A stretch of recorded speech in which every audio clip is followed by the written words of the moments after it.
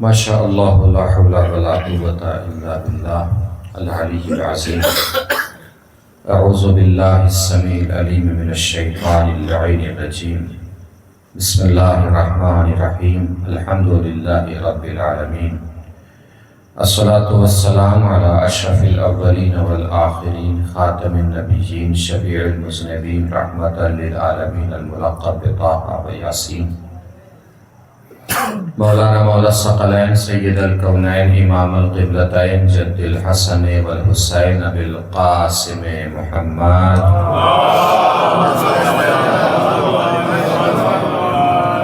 وعلى آلہ الطیبین الطاہرین المعصومین المظلومین المنتخبین المنتجبین الغر المیامین ولعنۃ اللہ علی اعدائہم اجمعین من الآن الى قیام یوم الدین. اما بعد فقد قال رسول اللہ صلی اللہ علیہ وآلہ وسلم من مات ولم يعرف امام زمانہ مات میتۃ جاہلیہ. صلوات پڑھیں پر محمد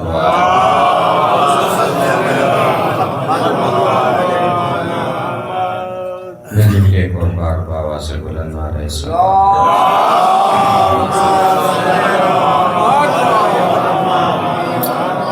مجلس عذاب عنوانی سارے ثواب ہے جو مرحومین کے سارے ثواب کے لیے مجلس منعقد کی گئی ہے. پروردگار ان کے درجات بلند فرمائے، ہم سب کو جوار معصومین میں جگہ عنایت فرمائے، ان کے گناہ کبیرہ گناہ صغیرہ کو معاف فرمائے.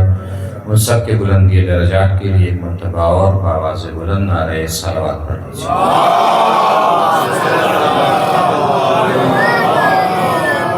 اسی سلسلے سے گفتگو کرنے کے لیے حضور اکرم صلی اللہ علیہ وآلہ وسلم کی مشہور و معروف حدیث من مات ولم یعرف امام زمانہ مات میتۃ جاہلیہ.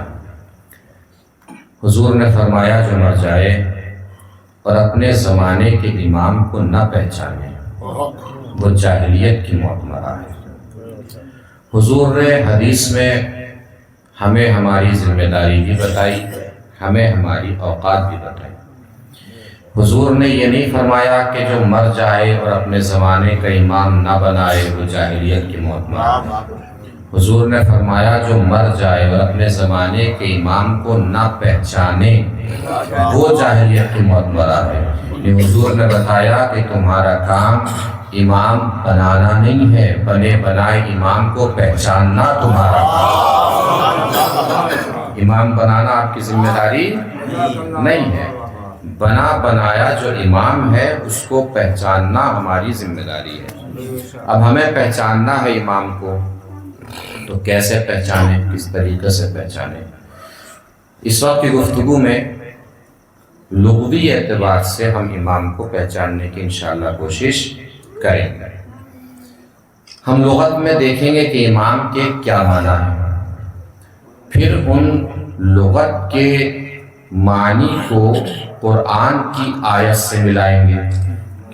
لغت اور قرآن کی آیت مل کے بتائے گی کہ کسے امام ماننا ہے، کسے امام نہیں ماننا ہے. دو صورتیں ہو گئی نا. امام کو پہچاننا ہے تو امام کو پہچاننے میں اس وقت آسانی ہو جائے گی جب ہم یہ پہچان لیں گے کہ کسے امام نہیں ماننا ہے، تو یہ بھی سمجھ میں آ جائے گا کہ کس کو امام ماننا ہے. ہم چلتے ہیں لغت کی طرف، ڈکشنری کی طرف، کہ لغت میں امام کے کیا معنی ہے. بھرپور توجہ دیجیے گا. یہاں سے امام کے بہت سارے معنی لغت میں ہیں. دو چار معنی اس وقت آ جائیں گے، موضوع کے درمیان انشاءاللہ بیان کرنے کی کوشش کریں گے. امام کے پہلے معنی جس کی اطاعت کی جائے اسے امام کہا جاتا ہے. کسے کہتے ہیں امام؟ جس کی اطاعت کی جائے وہ ہوتا ہے امام. قرآن نے کہا بسم اللہ الرحمن الرحیم وَلَا تُطِعِ الْكَافِرِينَ وَالْمُنَافِقِينَ. دیکھیے نہ کافروں کی اطاعت کیجئے نہ منافقوں کی اطاعت کیجئے. لغت نے کیا کہا؟ جس کی اطاعت کی جائے وہ کیا ہوگا؟ امام. قرآن کی آیت نے کیا فرمایا؟ وَلَا تُطِعِ الْكَافِرِينَ وَالْمُنَافِقِينَ. نہ کافروں کی اطاعت کرنا ہے نہ منافقوں کی اطاعت کرنا ہے، یعنی نہ کافروں کو امام ماننا ہے نہ منافقوں کو امام ماننا ہے۔ کافر کون ہے؟ جو اللہ کی توحید کا انکار کرے وہ کافر، جو رسول کی رسالت کا منکر ہو وہ کافر۔ یہ منافق کس بلا کا نام ہے؟ منافق کے بارے میں قرآن نے تعارف پیش کروایا۔ بسم اللہ الرحمن الرحیم، وما اصابکم یوم التقى الجمعان فبإذن اللہ ولیعلم المؤمنین ولیعلم الذین نافقوا۔ اے میرے رسول، یہ آپ کے پاس آ رہے ہیں، آ کے پوچھ رہے ہیں کہ جنگ احد کس کے کہنے سے ہوئی، کس کی اجازت سے ہوئی، کس کے آرڈر سے ہوئی، کس کے اذن سے ہوئی، کس کے حکم سے ہوئی اور کیوں ہوئی؟ تو انہیں جواب دے دیجئے کہ جنگ احد ہوئی ہے اللہ کی اجازت سے۔ کیوں چاہتا تھا اللہ کی جنگ احد ہو جائے؟ اس لیے کہ اللہ دیکھنا یہ چاہتا تھا کہ کون اس کے رسول کا ساتھ دے کر مومن بنتا ہے اور کون رسول کا ساتھ چھوڑ کر منافق بنتا ہے۔ نہیں توجہ فرمائی؟ اس کا مطلب قرآن نے فیصلہ کر دیا، رسول کا ساتھ دینے والا مومن، رسول کا ساتھ چھوڑنے والا منافق۔ لغت نے کیا کہا؟ امام کسے کہتے ہیں؟ جس کی اطاعت کی جائے۔ قرآن نے کیا کہا؟ منافق کو امام نہ ماننا، منافق کو امام نہ ماننا، منافق کو امام نہ ماننا۔ اور منافق کے تعارف میں قرآن کیا کہہ رہا ہے؟ جو رسول کا ساتھ دے وہ مومن، جو رسول کا ساتھ چھوڑے وہ منافق۔ اس کا مطلب لغت اور قرآن کی آیت نے مل کے بتایا، میدان میں ڈٹنے والا امام ہوگا، میدان سے بھاگنے والا امام نہیں ہوگا۔ ایک صلوات پڑھیں مل جل کے پر محمد و آل محمد۔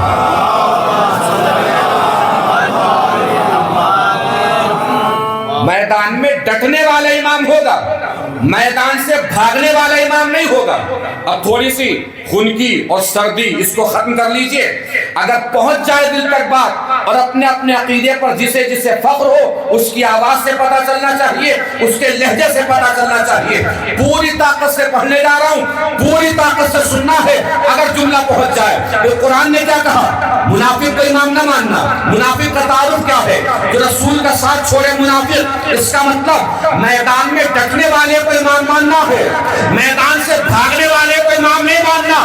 اب عقیدے کے کسی بھی چوراہے پر سینہ تان کر دنیا والوں کی آنکھوں میں آنکھیں ڈال کر بول سکتے ہو کہ جسے ہم نے امام مانا بتاؤ کسی میدان سے بھاگا ہو، جسے تم نے امام مانا بتاؤ کسی میدان میں رکا ہو۔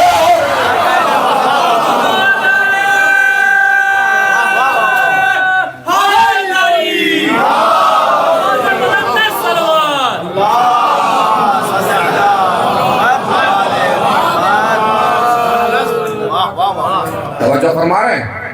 تو امام کے پہلے معنی جس کی اطاعت کی جائے۔ امام کے دوسرے معنی جو آگے ہو اسے کیا کہا جاتا ہے؟ امام۔ جو جماعت کے آگے ہوتا ہے اسے کیا بولتے ہیں؟ امام جماعت۔ چونکہ وہ جماعت کے آگے ہوتا ہے اس لیے وہ کیا ہے؟ امام جماعت۔ تو جو جماعت کے آگے ہو وہ جماعت کا امام، جو گاؤں اور شہر کے آگے ہو وہ گاؤں اور شہر کا امام، جو کسی ملک کے آگے ہو وہ ملک کا امام، اور جو کائنات کے آگے ہو وہ کیا ہوگا؟ کائنات کا امام۔ سیدھی سیدھی بات ہے نا؟ آگے ہو اسے کیا کہتے ہیں؟ امام۔ یہ لغت نے ہمیں بتایا۔ اب چلتے ہیں قرآن کی طرف۔ ارشاد ہو رہا ہے بسم اللہ الرحمن الرحیم، وَيَقْدِمُ قَوْمَهُ يَوْمَ الْقِيَامَةِ فَأَوْرَدَهُمُ النَّارِ۔ فرعون قیامت کے میدان میں اپنی قوم کے آگے ہوگا۔ جو آگے ہو اسے کیا کہتے ہیں؟ امام۔ قرآن نے کیا کہا؟ قیامت کے میدان میں فرعون اپنی قوم کے آگے ہوگا۔ اس کا مطلب فرعون اپنی قوم کا کیا ہے؟ کیا ہے؟ گھبرانے کی ضرورت نہیں ہے۔ قرآن نے آگے ارشاد فرمایا فَأَوْرَدَهُمُ النَّارِ، کرے گا کیا؟ ساری قوم کو جہنم لے جائے گا۔ توجہ ہی نہیں فرمائی آپ نے.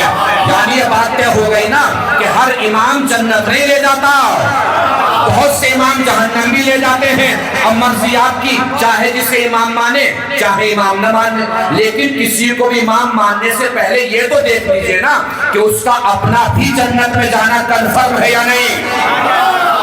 پتہ چلا آپ نے کسی کو امام مان لیا اور اس کا اپنا ہی جنت میں جانا کنفرم نہیں ہے, تو آپ کی زندگی کے سارے اعمال بیکار. نمازیں پڑھی جنت مل جائے, روزہ رکھا جنت مل جائے, حج کیا جنت مل جائے, زکاتیں دی جنت مل جائے, خیراتیں دی جنت مل جائے, بے کسوں کے پالنہار بنے جنت مل جائے, یتیموں کا سہارا بنے جنت مل جائے, جنت مل جائے, جنت مل جائے. ارے جب جانا ہی جنت ہے تو عقل کیا گھاس چرنے گئی ہے؟ غیروں کو امام مان, جب جانا جنت ہے تو سیدھے سیدھے جوانانے جنت کے سرداروں کو امام مان. ایک صلوات پڑھیں مل جل کے پر محمد و آل محمد.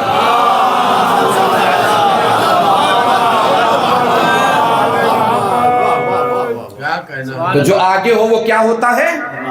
امام. جو جماعت کے آگے ہوتا ہے وہ کیا ہوتا ہے؟ امام جماعت. آپ کو جانا ہے رکوع میں تو آپ پہلے چلے جائیے گا, امام کے جانے کا انتظار کیجیے گا؟ پہلے امام رکوع میں جائے گا پھر آپ رکوع میں جائیں گے, پہلے امام سجدے میں جائے گا پھر آپ سجدے میں جائیں گے. یہی تو ہے نا مسئلہ. اس کا مطلب جو آگے ہوتا ہے اس کے اشارے پر چلا جاتا ہے, اور جو پیچھے ہوتے ہیں وہ اشارے پر چلتے ہیں. اس کا مطلب جو بھی اشارے پر چلے وہ پیچھے ہیں, جس کے اشارے پر چلے وہ آگے ہیں. اب دنیا میں دکھائیے کوئی ایسا شخص جو اشارہ کرتا ہو سورج پلٹ آتا ہو, اشارہ کرتا ہو چاند کے ٹکڑے ہو جاتے ہو, اشارہ کرتا ہو ستارہ دروازے پہ آ کے جب عیسائی کرنے لگتا ہو. نہ ہو کسی کے پاس تو ہمارے پاس آئیے, ہم دکھائیں گے ہمارے پاس سے علی اشارہ کرتا ہے سورج پلٹا دیتا ہے, اشارہ کرتا ہے چاند کے ٹکڑے ہو جاتے ہیں, اشارہ کرتا ہے مقدر بدلنے لگتا ہے, اشارہ کرتا ہے جنت و جہنم بٹنے لگتی ہے, اشارہ کرتا ہے کوثر کا پانی موجے مارنے لگتا ہے. جو اشارہ کرتا ہے وہ آگے ہوتا ہے, جو اشارے پر چلتے ہیں وہ پیچھے ہوتے ہیں. اس کا مطلب یہ ہے جنت پیچھے ہے علی آگے ہے, کوثر پیچھے ہے علی آگے ہے, فلک پیچھے ہے علی آگے ہے, ملک پیچھے ہے علی آگے ہے, عرش پیچھے ہے علی آگے ہے, فرش پیچھے ہے علی آگے ہے, زمین پیچھے ہے علی آگے ہے, آسمان پیچھے ہے علی آگے ہے, تارے پیچھے ہے علی آگے ہے, سیارے پیچھے ہے علی آگے ہے, عدم پیچھے ہے علی آگے ہے, خود پیچھے ہے علی آگے ہے, سلسبیل پیچھے ہے علی آگے ہے, باغات پیچھے ہے علی آگے ہے, انہار پیچھے ہے علی آگے ہے, اشجار پیچھے ہے علی آگے ہے. اب اگر کوئی آپ سے پوچھے یہ سب پیچھے کیوں ہے, علی آگے کیوں ہے, تو پلٹ کے بتا دیجئے گا یہ سب پیچھے اس لیے ہے, علی آگے اس لیے ہے کہ یہ سب کائنات ہے, علی مولا کائنات.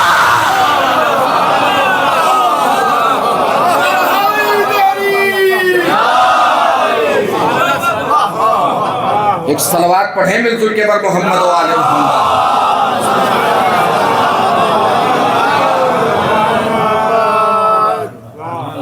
تو امام کے ایک معنی جس کی اطاعت کی جائے, امام کے دوسرے معنی جو آگے ہو اسے کیا کہتے ہیں؟ امام. امام کے تیسرے معنی معمار, تعمیر کرنے والا, بلڈنگ بنانے والا, گھر بنانے والا. اس کے ہاتھوں میں ایک رسی ہوتی ہے جس کے نیچے سول لگا ہوتا ہے, کیا کہتے ہیں آپ کے ہاں؟ ساہل. ساہل ساہل ساہل کو امام کہتے ہیں. ساہل کو امام کہتے ہیں. اس ساہل کا کام کیا ہوتا ہے؟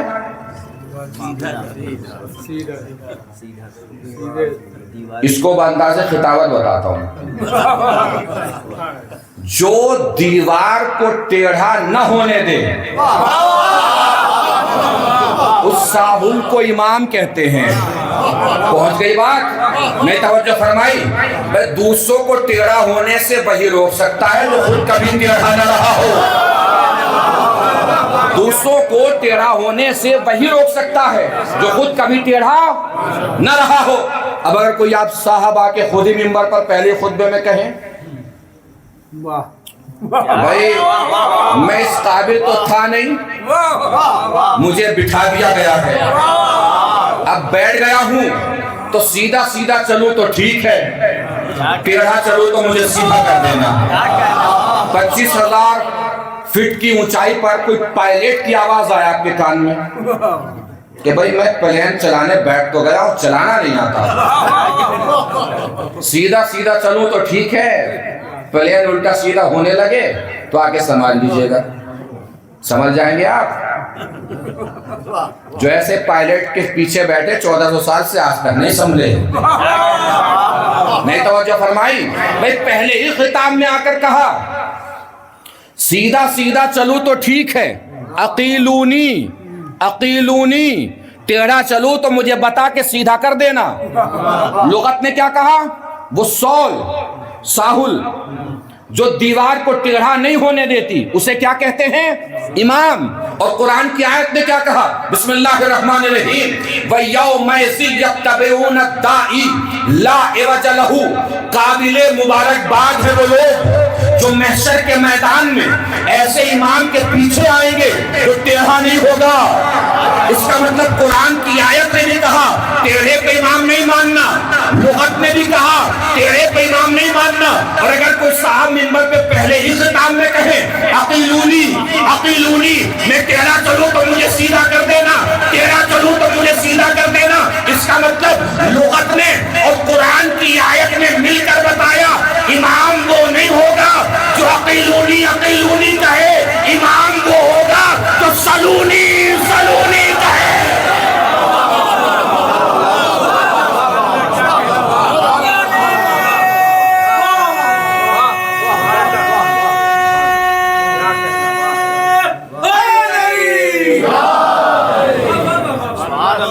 ایک اور صلوات پڑھنے میں ضرور کے بعد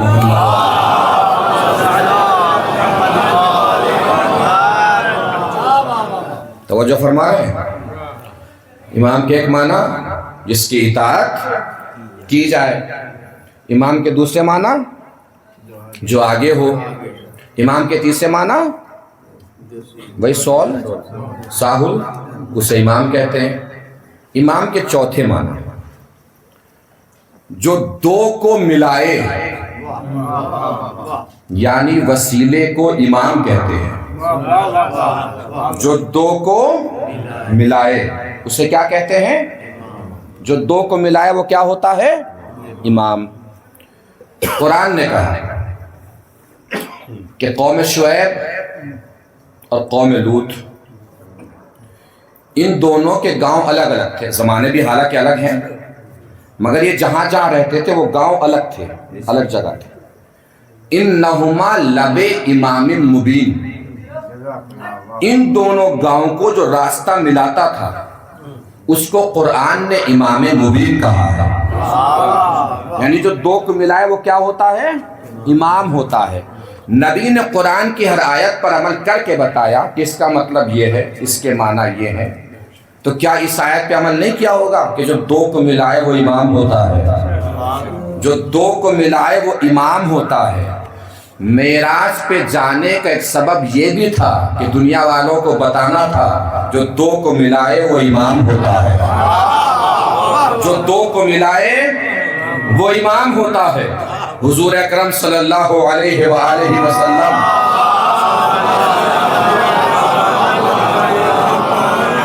جب تشریف لائے ہیں اور آپ سے پوچھا ہے کہ یا نبی اللہ، اللہ نے آپ سے کس لہجے میں بات کی؟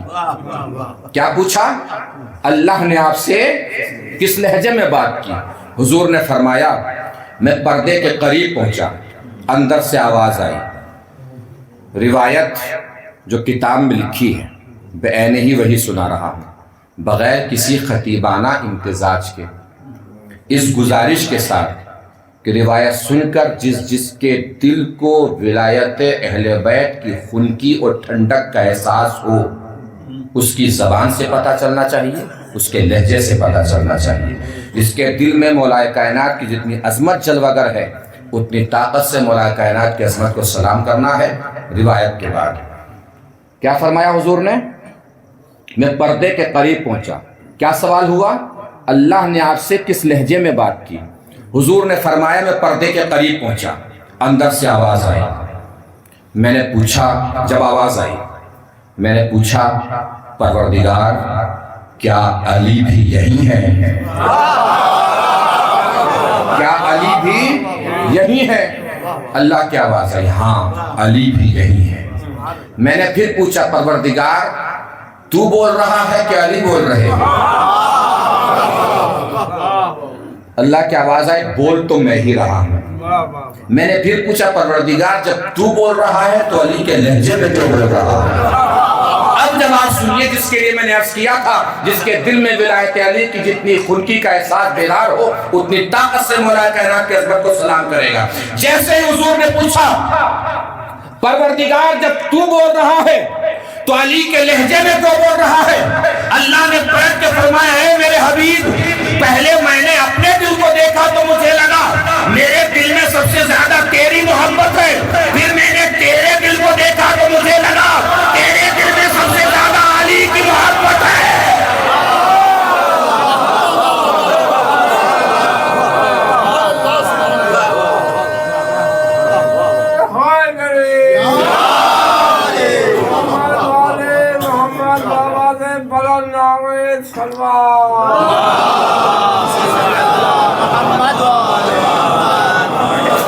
تو سوچا کیوں نہ اس کے لہجے میں بات کروں جس کی محبت آپ کے دل میں سب سے زیادہ ہو۔ نہیں توجہ فرمائی؟ اس کا مطلب اللہ نے نبی سے بات کی ہے علی کے لہجے میں، اللہ نے نبی سے بات کی ہے علی کے لہجے میں، اللہ نے نبی سے بات کی ہے علی کے لہجے میں، یہ بتانے کے لیے کہ سمجھ جاؤ جب میری اور میرے نبی کی بات بغیر علی کے نہیں بنتی تو تمہاری بات بغیر علی کے کیسے بن جائے؟ ایک صلوات پڑھیں مل جل کے پر محمد و آل محمد۔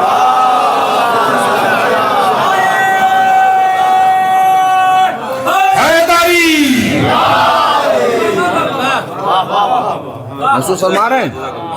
اور یہ معراج کی بلندی پہ جانا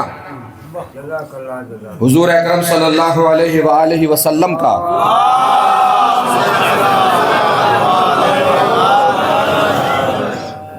ایک روایت کے اعتبار سے یہ جو دن گزرا ہے، رات جو گئی ہے، شب معراج کا حوالہ بھی اس میں دیا جاتا ہے۔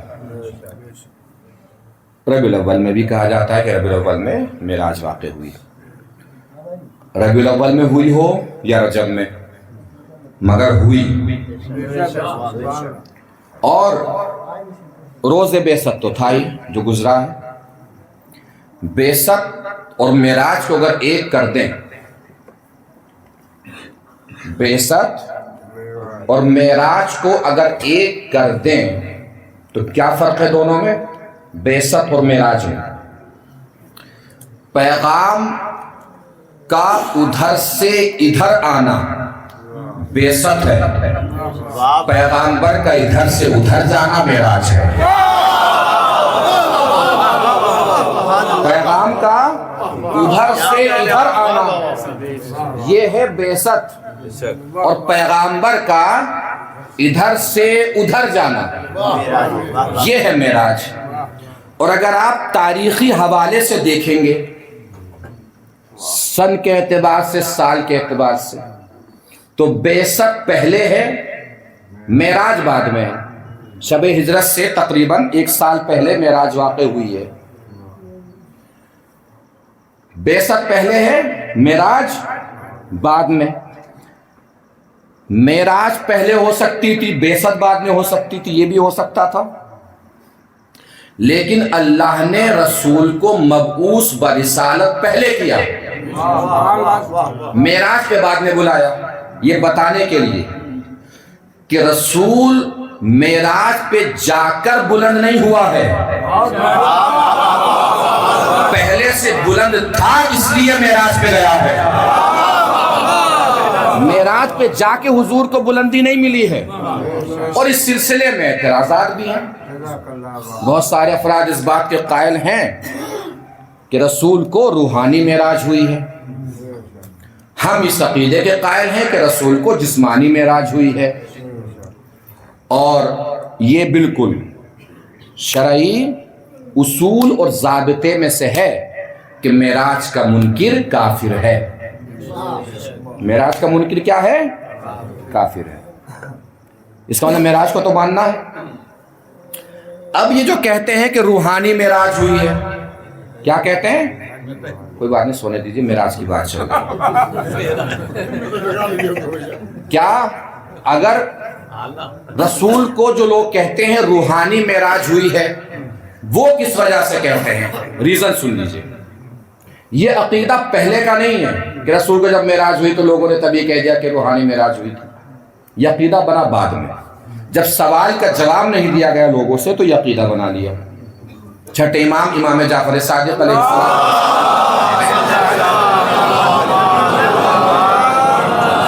بہت عظیم منزل پہ لے کے چلنا انشاءاللہ، بس ساتھ ساتھ چلتے رہیے گا۔ آپ کے زمانے میں ایک شخص آیا دربار میں اور آ کے پوچھا کہ آپ کا عقیدہ ہے، ہم سنتے ہیں کہ آپ کے رسول کو معراج واقع ہوئی۔ کہا جی بالکل صحیح ہے۔ تو رسول معراج پہ گئے آپ کے؟ کہا بالکل ٹھیک ہے۔ کہ جب معراج پہ گئے ہوں گے تو کہاں تک پہنچے؟ کہا عرش کی بلندی تک پہنچے۔ عرش کی بلندی پر جانے کے لیے آسمانوں سے گزرے ہوں گے؟ کہا بالکل گزرے۔ آسمان جو ہے وہ پیاز کے اوپری کا جو چھلکے کا حصہ ہوتا ہے اس کی طریقے سے ہے جو آسمان ہے۔ وہ یہ سوال کرتا ہے کہ یہ بتا دیجئے اگر آپ کے رسول آسمانوں سے ہوتے ہوئے عرش کی بلندی تک گئے تو جب گئے تو آسمان پھٹا ہوگا؟ کہا بالکل۔ کہا تو بس یہ بتا دیجئے کہ آسمان پھٹا کیسے تھا، اور اگر پھٹ گیا تو پھٹ کے جڑا کیسے؟ بس سوال میں دم ہے یا نہیں ہے؟ سوال میں دم ہے۔ پھٹا کیسے آسمان؟ پھٹنے کے بعد جڑا کیسے؟ جواب تھا نہیں تو انہوں نے کہا نہیں رسول کو جسمانی نہیں روحانی معراج ہوئی، خواب میں گئے۔ تو وہ پلٹ گئے کہ جب بھیا خواب میں گئے روحانی معراج ہوئی تو سوال کا کوئی فائدہ ہی نہیں ہے۔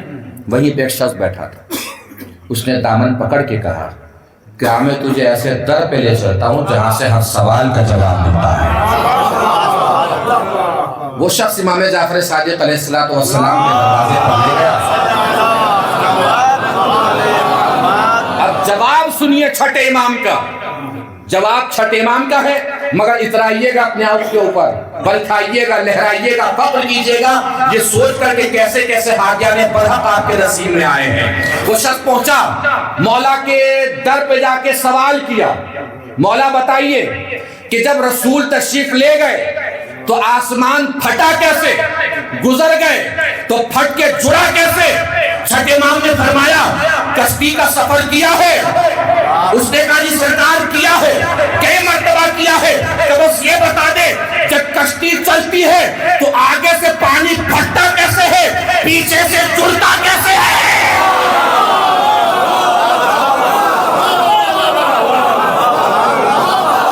آگے سے پانی پھٹتا کیسے ہے، پیچھے سے جڑتا کیسے ہے؟ جواب ہو گیا تمام۔ لیکن میں ایک بات عرض کروں، اگر اس کا پہلے ہی علی کے آنے کے سبب کعبے کی دیوار کے پھٹنے پر اور پھٹ کے جڑنے پر یقین ہوتا، معراج کو سمجھنا آسان تھا۔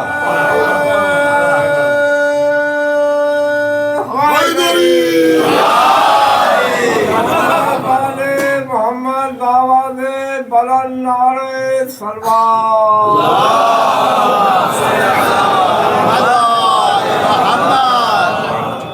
جزاک اللہ جزاک اللہ۔ یہ ہو گئی علمی بات، چھٹے امام کا جواب۔ اب آپ ایک نقضی جواب سن لیجئے۔ کوئی بھی اگر آپ نقضی جواب کسے کہتے ہیں عام زبان میں؟ منہ توڑ جواب۔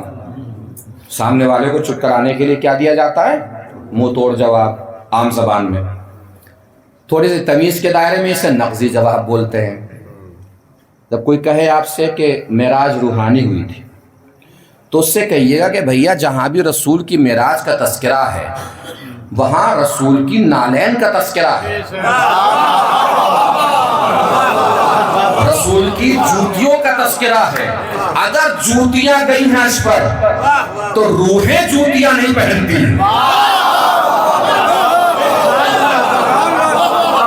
اگر جوتیاں گئی ہیں تو روحیں جوتیاں پہننے کے لیے تو جسم ہی جائے گا. اس کا مطلب رسول کی معراج روحانی نہیں جسمانی ہوئی ہے. جوتیاں گئی ہیں عرش کے اوپر، اس کا مطلب کیا ہے؟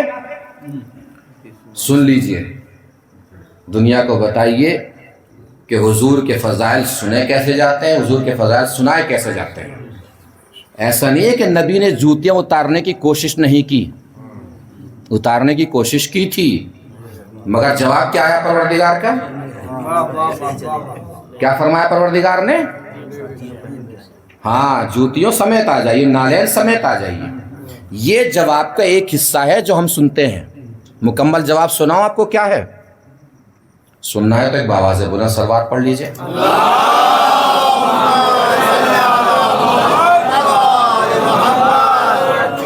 سنا رہا ہوں بھروسہ کر کے آپ کی ذہانت اور آپ کی فراست اور آپ کی عقل، آپ کے شعور اور آپ کی محبت پر. جواب سناؤں گا پوری طاقت سے، اور پوری طاقت سے جواب کا جواب دینا ہے اگر رسول کی عظمت پہنچ جائے. جیسے ہی نبی نے چاہا کہ جوتیاں اتاریں، پروردگار کی آواز آئی، اے میرے حبیب جوتیوں سمیت آ جائیے. کہ آپ نہیں چاہتے کہ آپ کی جوتیوں کی خاک سے مس ہو کر میرا عرش اور بڑا ہو جائے؟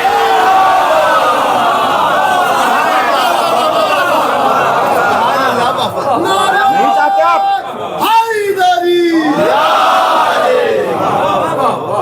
اس کا مطلب کیا ہوا؟ جوتیاں اوپر ہیں، عرش نیچے ہے. رسول کی جوتیاں اوپر ہیں، فرش نیچے ہے.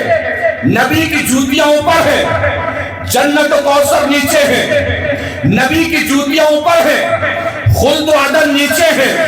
نبی کی جوتیاں اوپر ہیں، سلسبیل نیچے ہے. نبی کی جوتیاں اوپر ہیں، لوح نیچے ہے. نبی کی جوتیاں اوپر ہے، کرسی نیچے ہے. نبی کی جوتیاں اوپر ہے، کوثر نیچے ہے.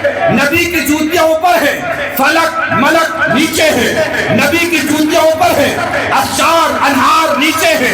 نبی کی جوتیاں اوپر ہے، سمندر نیچے ہے. نبی کی جوتیاں اوپر ہے، دریا نیچے ہے. نبی کی جوتیاں اوپر ہے، شمس و قمر نیچے ہے. نبی کی جوتیاں اوپر ہے، تارے سیارے نیچے ہیں. میں الٹتا ہوں بات کو اور سناتا ہوں اپنے انداز میں. سب سے نیچے ہے زمین. کیا ہے سب سے نیچے؟ زمین. زمین کے اوپر ہے پہلا آسمان. کیا ہے زمین کے اوپر؟ زمین اور پہلے آسمان کے درمیان 500 سال کے سفر کا فاصلہ ہے. یعنی ایک تیز گام گھوڑے پر سوار ہو کر سوار 500 سال تک چلتا رہے، جتنا فاصلہ طے کرے گا یہ فاصلہ ہے زمین اور پہلے آسمان کے درمیان. پہلے آسمان کا نام قیدوم ہے. پھر پہلے اور دوسرے آسمان کے درمیان 500 سال کی نظر کا فاصلہ ہے. نظر سفر کرتی کرتی 500 سال میں جہاں پہنچے گی اتنا فاصلہ ہے پہلے آسمان اور دوسرے آسمان کے درمیان. دوسرے آسمان کا نام برقیہ ہے. پھر دوسرے آسمان کے اوپر تیسرا آسمان ہے جس کا نام ماعون ہے. تیسرے آسمان کے اوپر چوتھا آسمان ہے. چوتھے آسمان کے اوپر پانچواں آسمان ہے. پانچویں آسمان کے اوپر چھٹا آسمان ہے. چھٹے آسمان کے اوپر ساتواں آسمان ہے. اس کے اوپر خلا ہے. خلا کے اوپر بادل ہے جس کا رنگ سرمئی ہے، جس کی لمبائی چوڑائی اتنی ہے جتنی زمین سے ساتواں آسمان. اس سرمئی رنگ کے بادل کے اوپر جنت الماوا ہے. جنت الماوا کے اوپر سدرۃ المنتہا ہے. سدرۃ المنتہا کے اوپر حجاب حمد ہے. حجاب حمد کے اوپر حجاب شوکت ہے. حجاب شوکت کے اوپر حجاب رفعت ہے. حجاب رفعت کے اوپر حجاب حیا ہے. حجاب حیا کے اوپر حجاب وفا ہے. حجاب وفا کے اوپر حجاب صبر ہے. حجاب صبر کے اوپر حجاب علم ہے. حجاب علم کے اوپر حجاب علم ہے. حجاب علم کے اوپر کرسی ہے. کرسی کے اوپر عرش ہے. عرش کے اوپر ऊपर नबी की जूतियां हैं। नहीं पहुंची बात?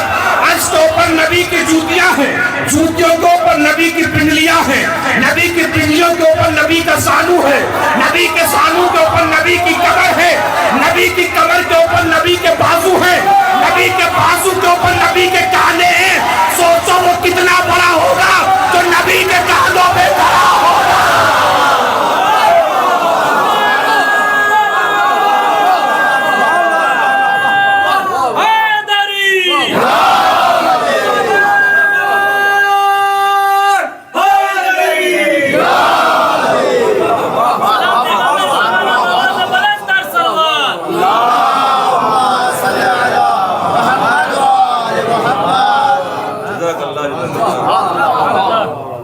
तवज्जो फरमा रहे हैं ना? जज़ाकल्लाह। गए हुजूर, जब वापस तशरीफ लाए और बताया, अच्छा मेराज 2 हिस्सों में हुई। मेराज का सफर एक नहीं था, 2 थे।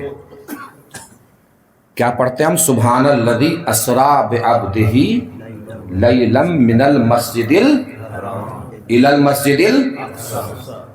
मस्जिद हराम तो ये जो मक्के में है। मस्जिद अक्सा कहाँ है?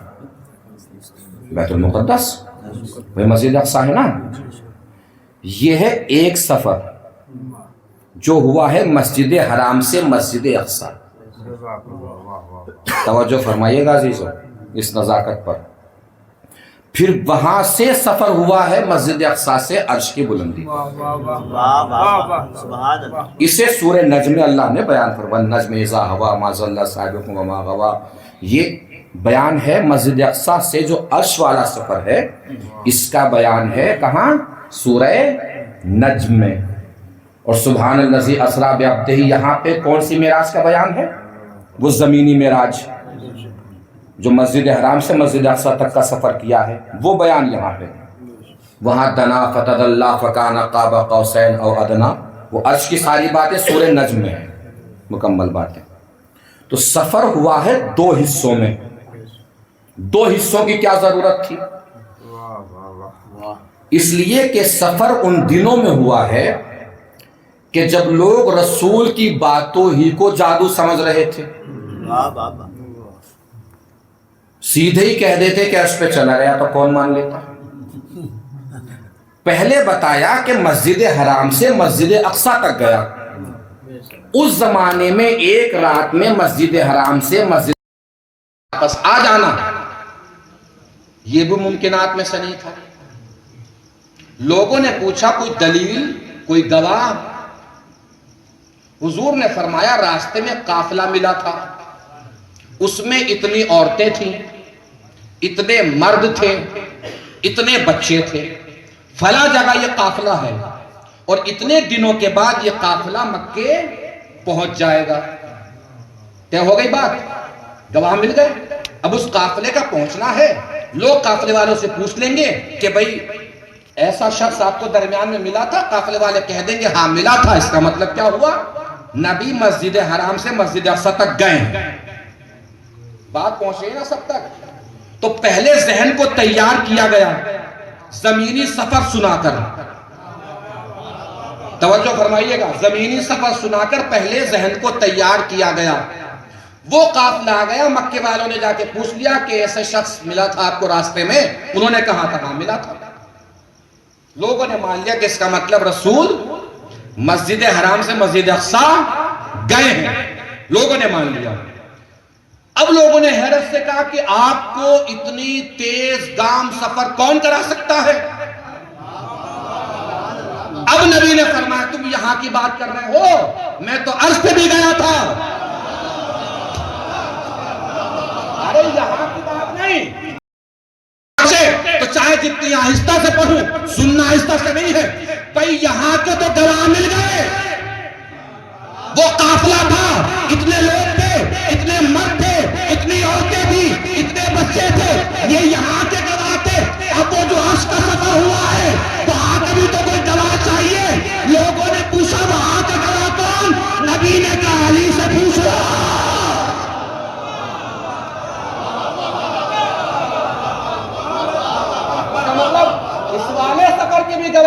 ساتھ ہیں، اس والے سفر کے بھی گواہ نبی کے ساتھ۔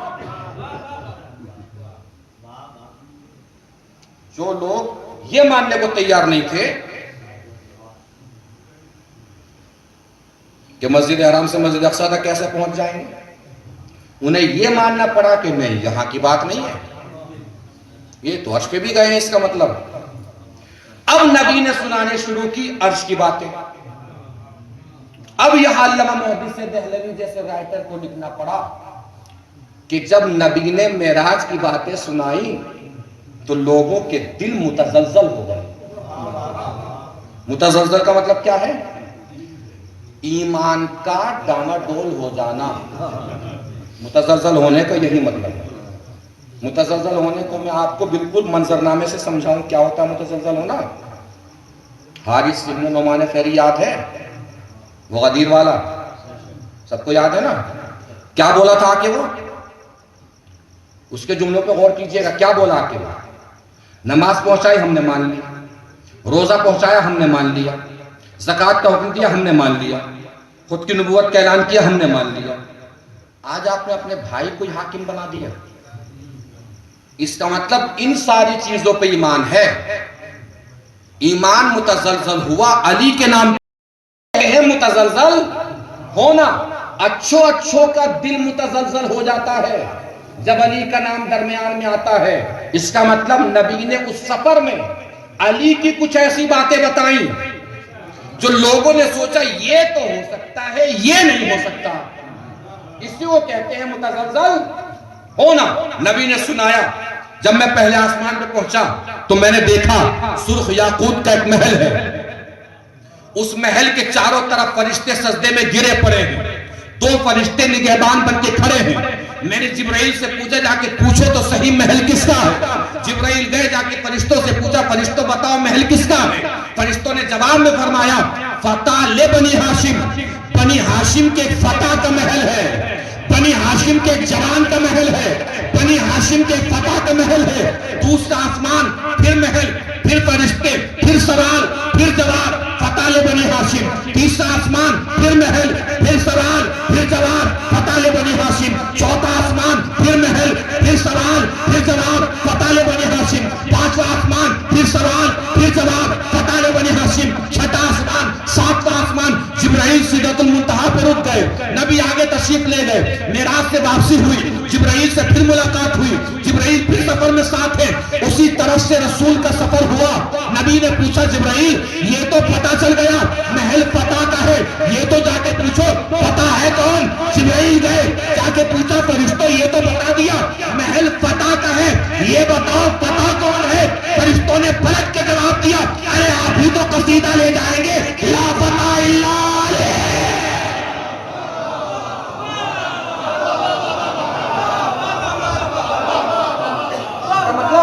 کچھ ایسی باتیں نبی نے بتائیں کہ جن کی وجہ سے لوگوں کے دل متزلزل ہوئے۔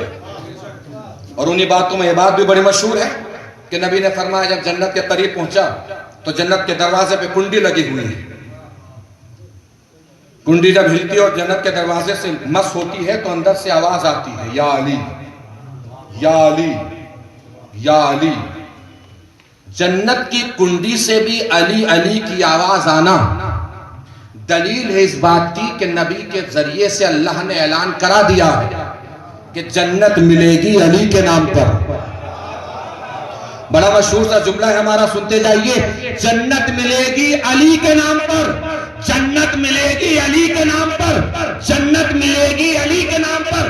مجھے حیرت مسلمانوں پر ہے کہ ان لوگوں کے نام پر خدا سے جنت مانگتے ہیں جن کے نام پر فقیر لوگوں سے بھیڑ بھی نہیں مانگتا۔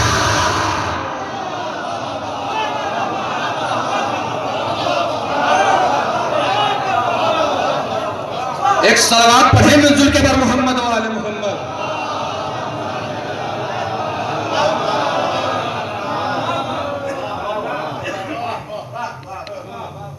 تو ایسی باتیں ہوئی کہ جو لوگوں کے دل اور لوگوں کے ایمان متزلزل ہو گئے۔ علی کی باتیں نبی نے سنائی، معراج کے واقعات حضور نے سنائے، پھر بھی جسے یقین آ رہا تھا یقین آیا، یقین نہیں آنا تھا یقین نہیں آیا اور آج تک نہیں آیا.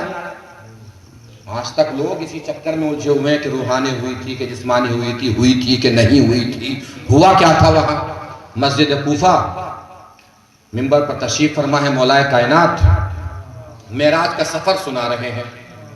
اور معراج کے سفر میں آپ نے سنایا کہ جب حضور چلے تو بستر سے نکلے تو برابر میں برتن رکھا تھا پانی کا، تو اس پہ ہاتھ لگا، برتن گر گیا. باہر نکلے، دروازہ کھولا، بند کیا تو کنڈی ہل رہی تھی. مولا نے فرمایا جب نبی واپس آئے کنڈی ہلتی رہی، پانی چلتا رہا، بستر گرم رہا. ایک شخص کا ایمان متزلزل ہو گیا. اس نے سوچا یار ایسا کتنا لمبا سفر، اتنے سارے حجابات سے نبی گزرے.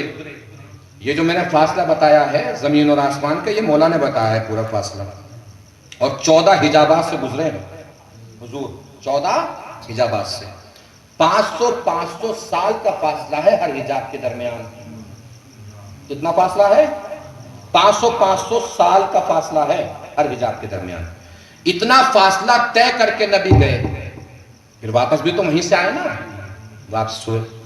اب اس نے سوچا کہ اتنا لمبا سفر، گئے بھی آسمان پہ، نبیوں سے ملاقات بھی ہوئی، نمازیں بھی پڑھی گئیں، فرشتوں سے گفتگو بھی ہوئی، اللہ سے باتیں بھی ہوئی، اور آئے تو پانی چل رہا تھا، بستر گرم تھا، کنڈی ہل رہی تھی. ایمان متزلزل ہو گیا. اٹھا، منہ بنا کے چل دیا. ہوتا ہے نا کہ یار یہ پتہ نہیں کیا پڑھے جا رہے ہیں. چل دیا منہ بنا کے. وہ بھی چل دیا، منہ بنا کے پہنچا، گھر پہنچا. دیکھا کہ بیوی آٹا گوندنے بیٹھی ہے، پانی نہیں. بیوی نے کہ جاؤ چشمے سے پانی بھر لاؤ. وہ گیا برتن لے کر چشمے کے قریب، ٹھنڈا ٹھنڈا پانی، موسم گرم. اس نے سوچا کہ لاؤ نہا لیتے ہیں، ڈبکی لگا لیتے ہیں، ڈبکی لگانے کے بعد پانی لے جائیں گے. اب جو ڈبکی لگائی چشمے میں تو گئے تھے تو صاحب تھے، نکلے تو محترمہ ہو چکی تھی. پریشان، حیرت زدہ، گھبرائی سی. وہاں سے ایک ہمدرد عرب کا گزر ہوا. اس نے دیکھا کوئی خاتون پریشان کھڑی ہے. وہ گھر لے گئے، ترس کھایا، شادی بھی کر لی. 6 سال میں 5 بچوں کی یا 6 بچوں کی ولادت ہوئی. 7واں سال چل رہا تھا. خود ایک دن آٹا گوندنے بیٹھی، پانی نہیں تھا. سوچا لاؤ میں ہی باہر نکل کے پانی بھر لیتی ہوں. پہنچی اسی چشمے پر جہاں جنس تبدیل ہوئی تھی. پہنچی، 6 سال پرانی یادیں تازہ ہو گئیں. سوچا لاؤ قسمت آزما کے دیکھ لیتے ہیں، کیا پتا سورج ڈوبا ہوا پلٹ ہی آئے. اندر گئی تو محترمہ تھی، باہر نکلے تو 6 سال پرانے محترم ہو چکے تھے. گھبرائے، جلدی سے اپنا لباس پہنا. لباس وہیں پڑا ہوا ہے جو 6 سال پرانا اتار کے گئی تھی. لباس وہیں رکھا ہے. دیکھا برتن جس میں پانی بھرنے آئی تھی وہ بھی وہیں پہ ہے. وہ پانی بھرنے آئے تو لباس اتارا، پہنا. لباس پہننے کے بعد پانی بھرا، گھر دوڑ کے بھاگے گھبرا کے. دیکھا زوجہ ابھی تک پانی کا انتظار کر رہی ہے. دوڑ کے گھبرا کے مسجد پہنچے. دیکھا علی ایسے خطبہ سنا رہے ہیں، معراج کا حال بتا رہے ہیں. سامنے سے آتے ہوئے اس منافق کو دیکھا. علی نے اشارہ کر کے کہا معراج سمجھ میں آ گئے.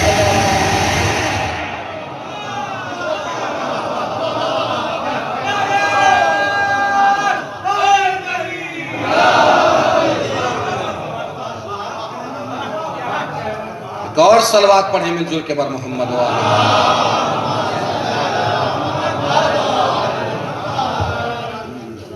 تو معراج کے تذکرہ درمیان میں آیا. کہاں سے شروع کیا تھا ہم نے؟ امام کون؟ امام کے معنی کیا ہے اصل میں؟ امام کا تعارف کیا، امامت کی تعریف کیا؟ الامامت ریاست عامت فی امور الدین والدنیا نیابتا عن النبی. بس آخری جملہ ہے، بات سمیٹنے جا رہا ہوں. نبی کی نیابت کرتے ہوئے دین اور دنیاوی امور میں جو لوگوں کی رہبری کرے اسے امام کہتے ہیں. اس کا مطلب امام کون ہوگا؟ جو نبی کی جگہ پہ بیٹھے. امام کون ہوگا؟ دنیا والوں سے ہمیں کوئی بغض نہیں ہے کسی کو بھی امام ماننے، مگر مسئلہ یہ ہے، ہمارا کہنا کیا ہے کہ امام آئے گا محمد کی جگہ پر، جو محمد کی جگہ پر آئے وہ دکھنے میں بھی محمد جیسا ہونا چاہیے، دیکھنے میں بھی محمد جیسا ہونا چاہیے، یعنی جب ہم اسے دیکھیں تو محمد جیسا لگے، جب وہ کائنات کو دیکھے تو محمد کی طرح دیکھے۔ یہ کمال ہونا چاہیے اس شخصیت میں جو نبی کی جگہ پہ آ کے بیٹھا ہو، اس کی فضیلت محمد جیسی، اس کا کمال محمد جیسا ہو، اس کی عظمت محمد جیسی ہو، اس کا مرتبہ محمد جیسا ہو۔ اسی لیے نبی نے فرمایا تھا ہمارا پہلا بھی محمد، ہمارا درمیانی بھی محمد، ہمارا آخری بھی محمد، ہمارے سارے کے سارے محمد۔ نیچے 1 گھنٹے کی تقریر کو ایک جگہ لا کے جوڑنے جا رہا ہوں، کوئی تاریخ سمجھ جائے تو بتا دیجئے گا میں نے کیا عرض کیا۔ عظمت محمد جیسی، رتبہ محمد جیسا۔ اب اس سلسلے کا پہلا محمد کتنی عظمتوں پہ فائز، اتنی ہی عظمتوں پہ فائز آخری محمد ہونا چاہیے۔ توجہ دیجئے گا عزیزوں، اتنی ہی عظمتوں پہ فائز آخری محمد ہونا چاہیے۔ تاریخ ملے تو بتا دیجئے گا۔ بھئی ایک نبی ہوئے ہیں، مبروس آتا تھا اس کو ٹھیک کر دیتے تھے، بیمار کو شفا یاب کر دیتے تھے، پرندوں کو زندہ کر کے آسمان پہ اڑا دیتے تھے۔ میں نے اپنی آنکھوں سے دیکھا ہے ایک دن میں 50,000 ہزار بیماروں کو شفا دیتے تھے۔ اتنا بڑا پیغمبر جب عرش پہ گیا ہے پہلا محمد، 4تھے آسمان پہ پہنچا تو اتنا بڑا پیغمبر پہلے محمد کے پیچھے نماز پڑھ رہا تھا۔ نہیں پہنچی بات؟ اتنا بڑا پیغمبر پہلے محمد کے پیچھے نماز پڑھ رہا تھا۔ منظر بدلے گا، آخری محمد آئے گا تو یہی نبی آسمان سے اترے گا، آخری محمد کے پیچھے نماز پڑھے گا۔ عظمتوں میں یکسانیت ہو۔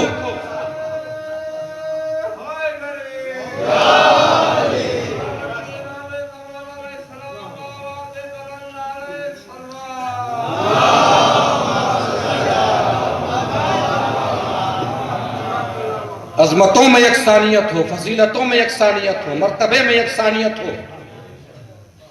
بلندیوں میں یکسانیت ہو، تب جا کے نبی کی جگہ پر بیٹھے نا۔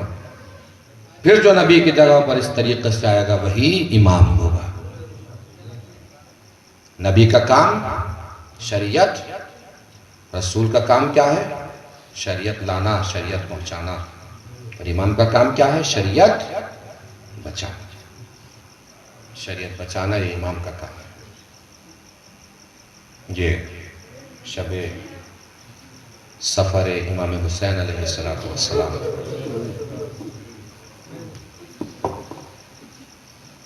تقریباً 1 گھنٹے کے آس پاس ہو گیا ہے پڑھتے ہوئے۔ بڑی محبتوں سے آپ نے سنا،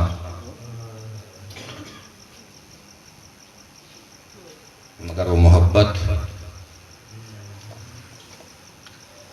رسول اور آل رسول نے اس کی مثال پیش کی، وہ محبت کہیں نہیں ملتی۔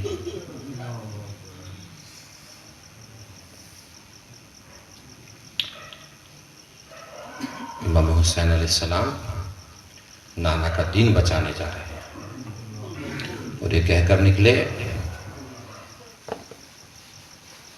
نہ میں کسی فساد کے لیے نکل رہا ہوں، نہ میں کسی جھگڑے کے لیے نکل رہا ہوں،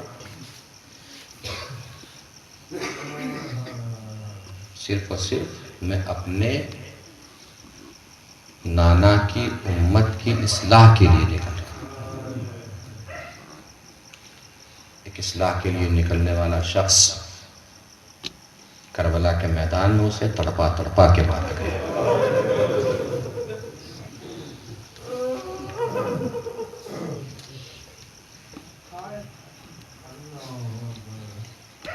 امام سجاد نے فرمایا میرے بابا کو تڑپا تڑپا کے مارا گیا۔ تڑپا تڑپا ہے کہ ہی تو مارا گیا۔ کند خنجر گلے پہ مارا جا رہا ہے.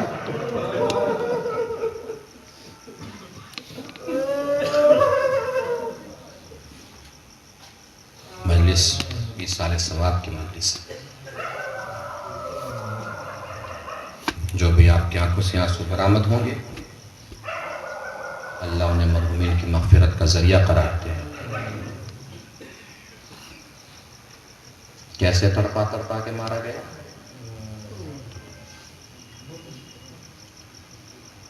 مقاتل میں ہے حسین گھوڑے پہ ڈگمگا رہے ہیں.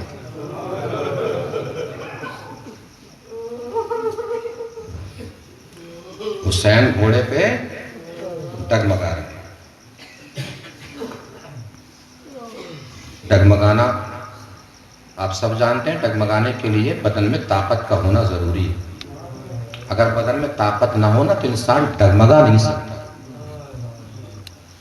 انسان یا تو دائیں گر جائے گا یا بائیں گر جائے گا اگر طاقت نہیں ہوگی.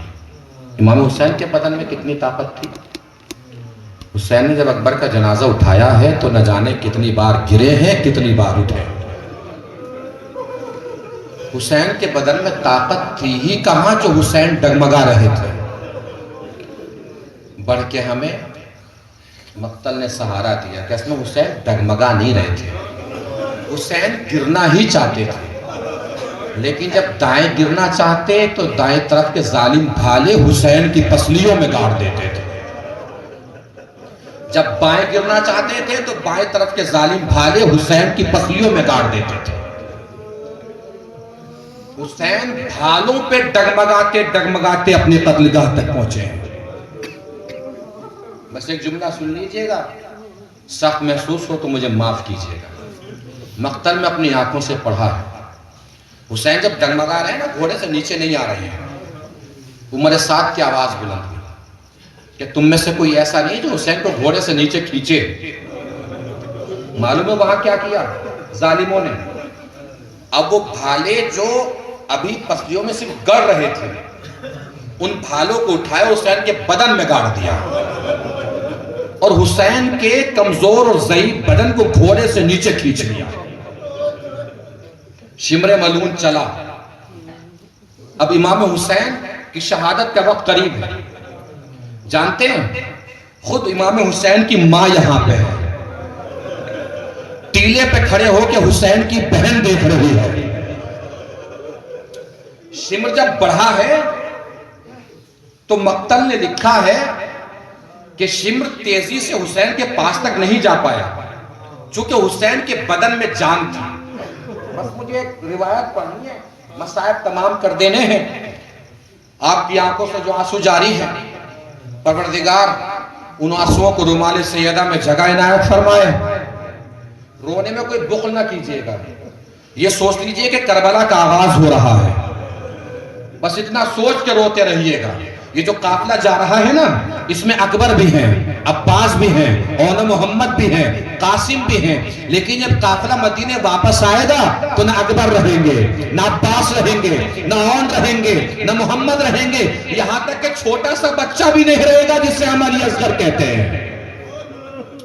بس ایک جملہ سنانا ہے، مسائل تمام کر دینے ہیں. عزیزارو، شمر قریب جا رہا تھا، پیچھے ہٹ رہا تھا چونکہ حسین کے بدن میں ابھی جان تو تھی. حسین بار بار زمین سے اٹھنا چاہتے تھے پھر گر جاتے تھے، اٹھنا چاہتے تھے پھر گر جاتے تھے، اٹھنا چاہتے تھے پھر گر جاتے تھے. اسی درمیان سب سے سنان ابن انس آگے بڑھا. اس کے ہاتھ میں نیزہ تھا. کسی کو یہ محسوس نہیں ہوا کہ سنان ابن انس کیا کرنے والا ہے.